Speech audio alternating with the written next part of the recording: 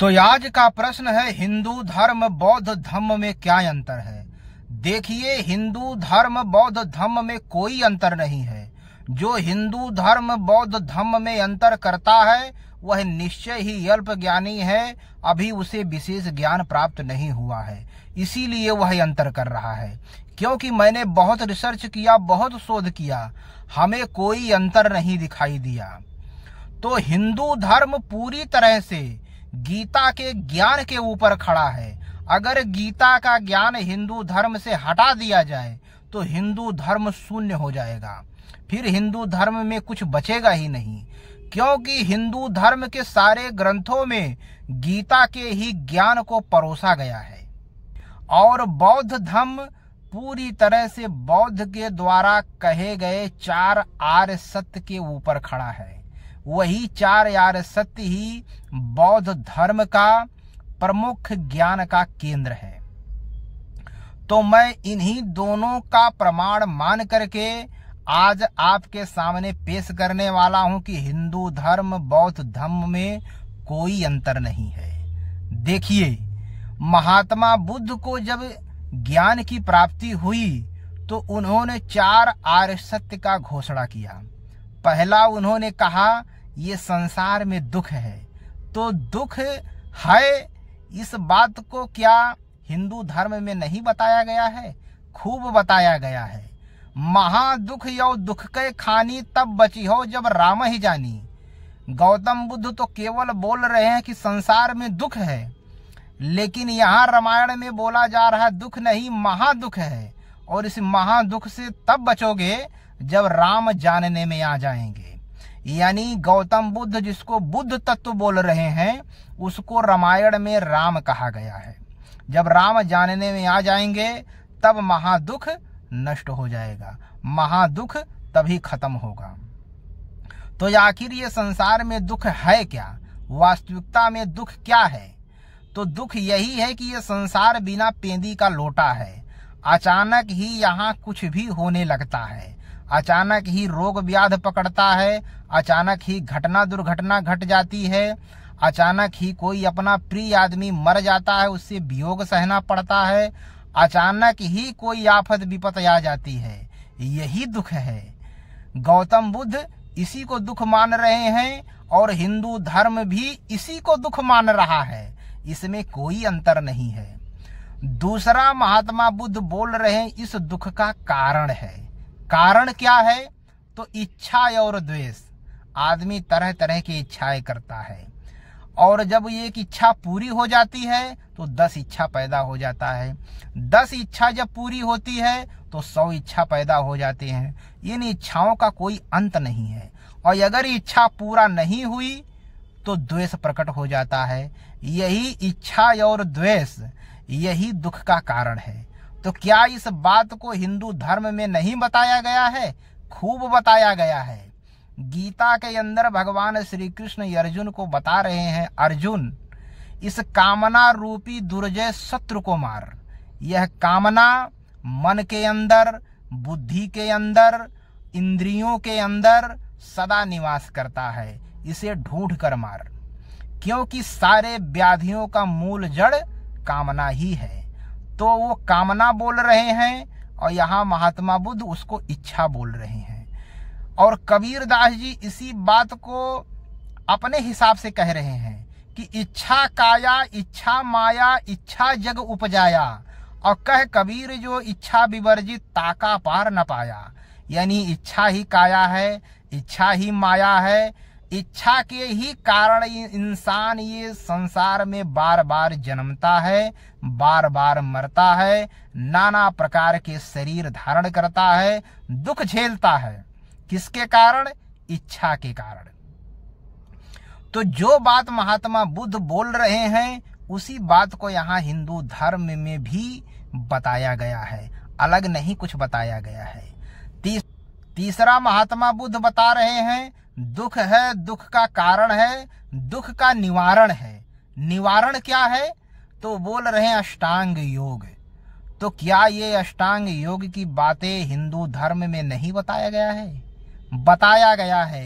पूरा हिंदू धर्म अष्टांग योग के ऊपर ही खड़ा है। महात्मा बुद्ध जब जन्म लिए तो वो 7 कदम चले और 8वें पर बैठकर ध्यान करने लगे। वो 7 कदम योग की 7 सीढ़ियां थीं।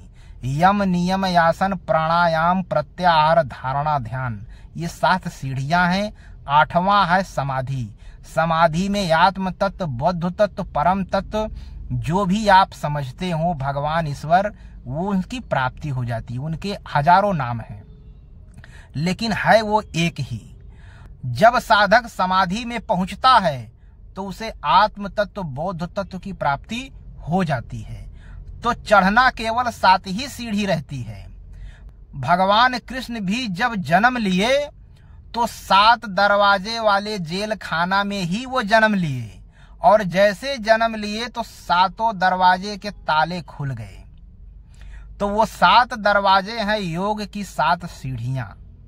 जब भगवान आपके जीवन में आ जाएंगे, जब उनकी कृपा हो जाएगी, तभी योग आप से पार लगेगा, तभी साधन आप से पार लगेगा, तभी योग के जो ताले हैं, बंद हैं, वो खुल जाएंगे और आपसे योग साधन पार करने लगेगा और आप योग की एक सीढ़ी चढ़ने लगेंगे। और जब तक भगवान की कृपा नहीं होगी तब तक आपसे योग साधन पार नहीं लगेगा। ये जो आसुरी संपद है, लोभ, लालच, काम, क्रोध, मद, मत्सर है, ये भी आपके मन के अंदर हैं, और क्षमा, दया, प्रेम, सत्य, संतोष, विवेक, वैराग्य भी आपके मन के अंदर हैं। तो ये लोभ, लालच, काम, क्रोध, मद, मत्सर, ये जो आसुरी संपद है, ये जो बुराई है, ये आपको योग साधन के पथ पर जाने ही नहीं देगा। जब भगवान जीवन में आ जाते हैं तभी यह अष्टांग योग, योग साधन पार लगने लगता है, आपसे होने लगता है। यही नहीं, रामायण के अंदर 7 कांड हैं। वो 7 कांड योग की एक एक सीढ़ी की व्याख्या करते हैं। बाल कांड, अयोध्या कांड, अरण्य कांड, कृष्किंधा कांड, सुंदर कांड, लंका कांड और उत्तर कांड, ये एक एक कांड योग की एक एक सीढ़ी की व्याख्या करते हैं। महाभारत में भी 7 कांड हैं। वो 7 कांड योग की एक एक सीढ़ी की व्याख्या करते हैं। महाभारत के युद्ध में जो चक्रव्यूह था उसमें भी 7 दरवाजे थे। वो 7 दरवाजे योग के ही 7 दरवाजे हैं और योग चक्र ही चक्रव्यूह है। जब तक आप योग के 7 सीढ़ियों को नहीं चढ़ लेंगे, उस योग के 7 चक्र को पूरा नहीं कर लेंगे, तब तक आत्म तत्व, बोध तत्व की प्राप्ति नहीं होगी।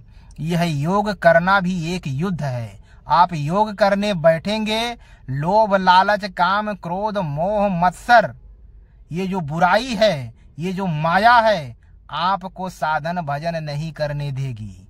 इसीलिए यह एक किस्म से एक युद्ध है और इसी युद्ध के बारे में हिंदुओं के धर्म ग्रंथों में बताया गया है। कहीं राम रावण से लड़ रहे हैं, कहीं देव दानव से लड़ रहे हैं, कहीं कौरव पांडव से लड़ रहे हैं। तो ये लड़ाई बाहरी लड़ाई नहीं है, ये अपने मन की लड़ाई है। एक तरफ है बुराई, एक तरफ है अच्छाई, एक तरफ क्षमा, दया, प्रेम, सत्य, संतोष, विवेक, वैराग्य है जो आपको आत्म तत्व, बुद्ध तत्व को प्राप्त कराने वाला है। दूसरा तरफ है लोभ, लालच, काम, क्रोध, मद, मत्सर, जो आपको संसार में बांध के रखने वाला है, नाना प्रकार के दुख देने वाला है। तो इसी युद्ध के बारे में महाभारत में बताया गया है। वहां अन्यथा ना लेवें। वो तो उदाहरण देने के लिए कहानियां बनाई जाती हैं या किसी कहानी को ले लिया जाता है, लेकिन उसके पीछे अष्टांग योग का ही अध्यात्म रहता है। हिंदू धर्म पूरी तरह से अष्टांग योग के ऊपर ही खड़ा है, क्योंकि इच्छा और द्वेष को नष्ट करने के लिए योग ही एक उपाय है, अन्य कोई उपाय है ही नहीं। तो योग जो है, इसमें 8 स्टेज होते हैं, इसीलिए इसे अष्टांग योग कहा गया है। चौथा महात्मा बुद्ध बता रहे हैं निर्वाण है, दुख है, दुख का कारण है, दुख का निवारण है और दुख से निर्वाण है। तो क्या निर्वाण की बात हिंदू धर्म में नहीं बताया गया है? खूब बताया गया है। निर्वाण हो गया, मुक्ति हो गया, मोक्ष हो गया, ये सब क्या है? ये सब एक ही चीज है, अलग अलग नहीं है। योग करो, साधन करो, भजन करो, भगवान की प्राप्ति होगी, तब मुक्ति मिलेगी। सीधी सी बात बताया गया है, उसी को वहां वो निर्वाण कह रहे हैं। तो अगर आप हिंदू धर्म के यथार्थ में जाएंगे या बौद्ध धर्म के यथार्थ में जाएंगे तो वहां आपको कोई अंतर नहीं मिलेगा। ऊपर ऊपर आपको अंतर मिलेगा तो वो है शैली का, समय का। भगवान श्री कृष्ण थे 5000 साल पहले, महात्मा बुद्ध थे 2500 साल पहले, तो कुछ तो शैली में अंतर आएगा, कुछ तो शब्दों में अंतर आएगा, कुछ तो शब्द बदलेंगे, उन्हीं का अंतर है। यथार्थ में कोई अंतर नहीं है। तो मैं आप लोग से स्पष्ट रूप से कहना चाहता हूं कि हिंदू धर्म बौद्ध धर्म में कोई अंतर नहीं है। इन्हीं बातों के साथ मैं अपने बातों का पूर्ण विराम करता हूं। अगर आप हमारा वीडियो यहां तक देख लिए हैं तो कृपया मेरे ब्रह्मदेव सद्विचार चैनल को सब्सक्राइब करें, लाइक करें, बेल आइकन दबा देवें। इन्हीं बातों के साथ मैं अपने बातों का पूर्ण विराम करता हूं। जय श्री राम, जय श्री सीताराम, जय श्री सद्गुरुदेव भगवान की जय हो।